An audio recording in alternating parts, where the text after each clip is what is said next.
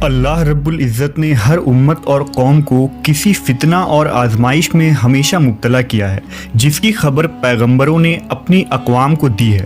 امت محمدیہ کے لیے ایک بڑی آزمائش وحشی اور درندہ صفت قوم کے خروج کی شکل میں لکھ دی گئی ہے، جس کے وقوع پذیر ہونے میں کوئی شک نہیں۔ آخری نبی محمد صلی اللہ علیہ وسلم نے احادیث مبارکہ میں اس فتنے کی خبر نہایت ہی وضاحت کے ساتھ دی ہے۔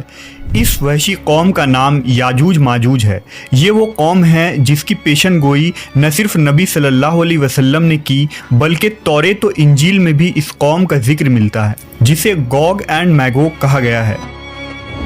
دراصل یاجوج ماجوج حضرت نوح علیہ السلام کے تیسرے بیٹے یافس کی اولاد میں سے ہیں۔ یہ لوگ شمالی مشرقی ایشیا میں زندگی بسر کیا کرتے تھے اور اپنے ارد گرد کے علاقوں پر ہمیشہ وحشیانہ حملہ کیا کرتے تھے۔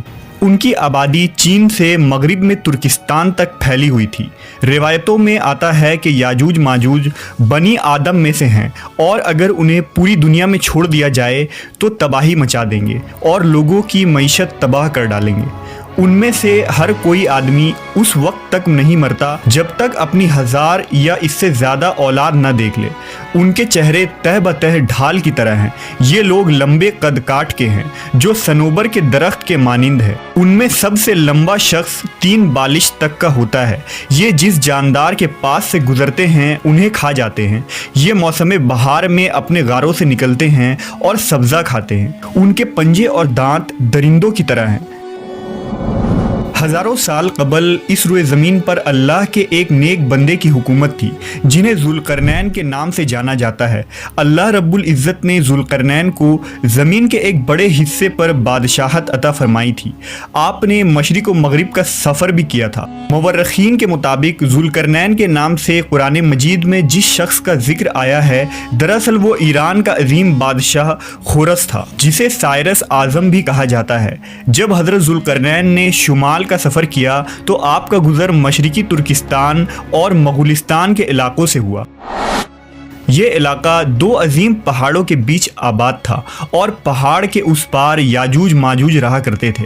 ان لوگوں نے ذوالقرنین سے یاجوج ماجوج کے فتنے کی شکایت کی اور کہا کہ یہ قوم بار بار ان علاقوں میں حملہ کر کے فساد پھیلاتے ہیں۔ لہذا حضرت ذوالقرنین نے اس سرکش قوم کی یلغار سے حفاظت کے خاطر ان پہاڑوں کے درمیان ایک مضبوط دیوار تعمیر کروائی، جو لوہے اور پگھلے ہوئے تانبے سے بنائی گئی تھی۔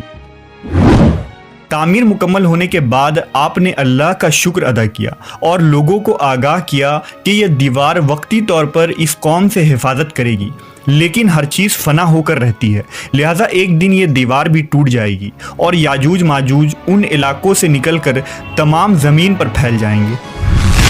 جیسا کہ اللہ نے قرآن مجید میں ارشاد فرمایا، یہاں تک کہ جب یاجوج ماجوج کھول دیے جائیں گے اور وہ ہر بلندی سے دوڑتے ہوئے آئیں گے اور سچا وعدہ قریب آ لگے گا۔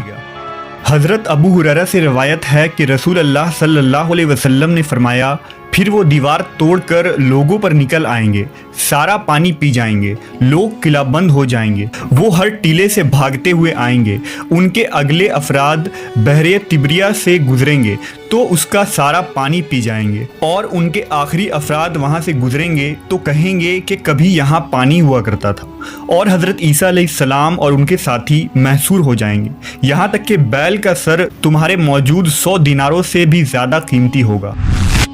وہ اپنے تیر آسمان کی طرف پھینکیں گے، جنہیں اللہ خون لگا کر نیچے پھینکے گا، تو وہ کہیں گے ہم نے آسمان والوں پر بھی غلبہ پا لیا ہے، جس طرح ہم اہل زمین پر غالب ہیں۔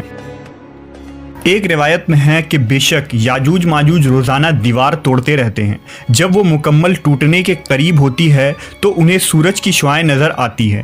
اتنے میں ان کا بڑا کہتا ہے، چلو باقی کل توڑیں گے، تو اگلے دن اللہ اس دیوار کو پہلے سے بھی مضبوط بنا دیتا ہے۔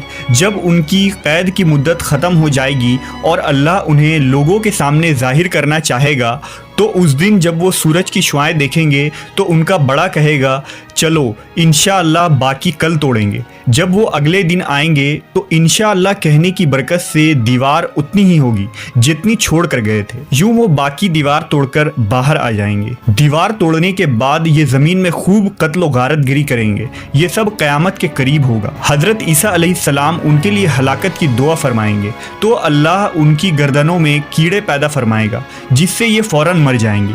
पूरी ज़मीन पर उनकी लाशों की बदबू फैल जाएगी। फिर अल्लाह एक किस्म के परिंदों को भेजेगा जो उनकी लाशें उठाकर जहां खुदा चाहेगा फेंक आएगा। यूं याजूज माजूज का खात्मा हो जाएगा। मवर्रखीन और मुहक्किकीन के मुताबिक सरजमीन कफ़काज़ में दरियाए खज़र और दरियाए सयाह के दरमियान एक पहाड़ों का सिलसिला है जो एक दीवार की तरह शुमाल और जुनूब को एक दूसरे से अलग करता है।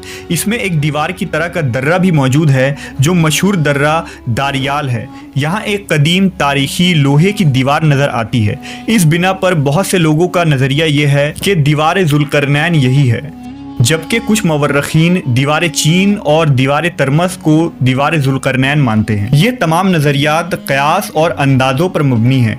दीवार ज़ुल्करनैन कहाँ बनाई गई है और कहाँ वाक़ है, इसका इल्म सिर्फ अल्लाह तबारक व तआला को ही है और वक्त मुकर्ररा पर उस दीवार को याजूज माजूज तोड़ कर निकल जाएंगे।